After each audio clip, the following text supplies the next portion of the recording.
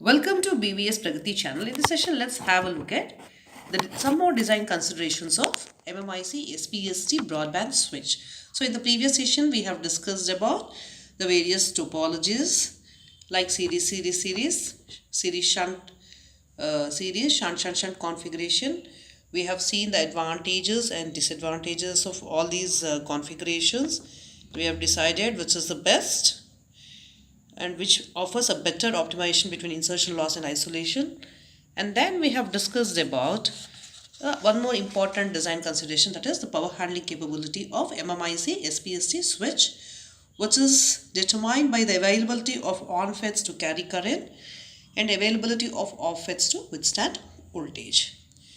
Now, when Vg is 0, I is equal to I max, where V is equal to Vg is equal to Vds by 2, which is equal to Vfi. What is Vfi? Vfi is the built-in potential of Schottky contact. The power handling of series FET. Let's assume that the MMIC broadband SPST switch is designed using one series FET. In that condition, the power handling capability of series MESFET in its on state is P out is equal to I max square into Z naught by 2. So for optimum power handling, bandwidth and switching performance, what is very important? Proper FET periphery should be chosen.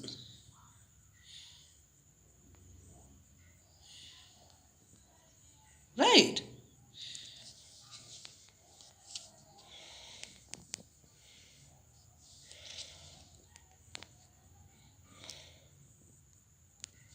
So that is what is very important.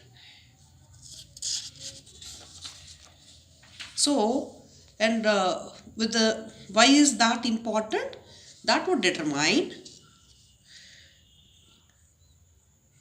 IDSS of FET is equal to 10 into peak RF current in on state. So let's consider that there are some N FETs which are turned on at the same time.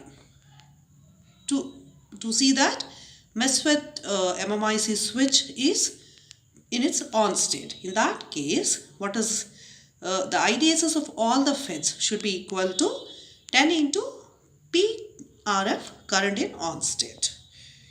Power handling capability of MESFET switches increases by increasing the gate periphery or by stacking N devices in series.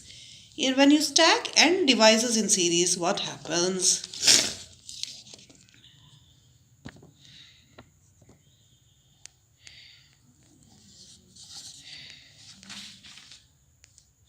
So we know that bias is applied to a large valued resistor connected in series with the gate.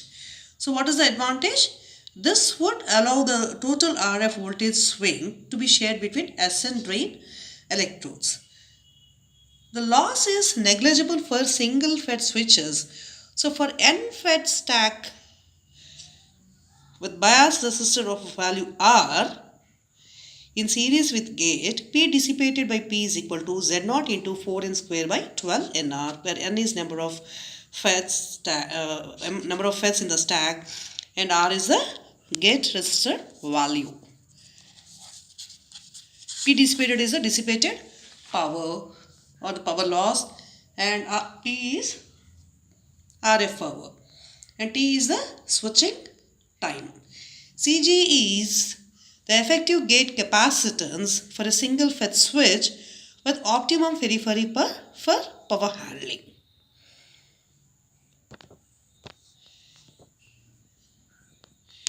Okay. So one more important design consideration is the limiting factor or the dissipative loss associated with MESFET switches and microstrip lines. So since MESFET switch is a passive device, so heat sinking is not required since a relatively thick substrate is used. For switching FETs, however, RF losses are much greater and are primarily associated with the parasitic resistance of the device.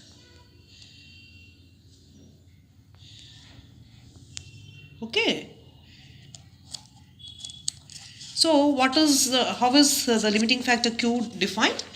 It is defined as a quality of switching drain, and it is quantified by figure of merit Q square, and Q square is equal to R off by R on. Let's calculate the values. So in the on state, we consider it is the Mesfet switch as a simple resistor, and in the off state it is C off in parallel with R off. Okay, now if you estimate the values, Z off is equal to 1 by 1 plus 1 by 1 by R plus j omega C. So simplify it, you get R by omega C R square plus 1 by j omega C, or Q square is equal to R on into R inverse WC to the power of minus 2. So WC R square is far greater than 1. So hence Q square is equal to R on into R inverse and WC to the power of minus 2. This is what is the quality factor. So okay, we have discussed about this quality factor. What does this signify? It is a property of device only and is invariant to any external lossless impedance transforming circuit. From either point of view, Q or R off, it is clear that for same switching device, both quantities degrade as square of frequency. So R and R are degrading with respect to frequency. To maintain the figure of merit high, it is very essential to reduce R on and R. R on, R and C can be changed by changing the gate width. So by scaling R on, R and C properly, an estimate can be made of best compromise between better isolation and insertion loss. So if gate width is double, what happens? Invariantly R and R on and R are half and C is double. So this leaves the figure of merit Q invariant. So for same Q, as gate width increases, insertion loss decreases and isolation increases. So this is all about the quality factor. In the next session, we'll discuss about the switching speeds, and then we'll discuss about how the basic analysis was carried out. That's all for the session. Thank you. Thanks a lot, and I wish you all the best.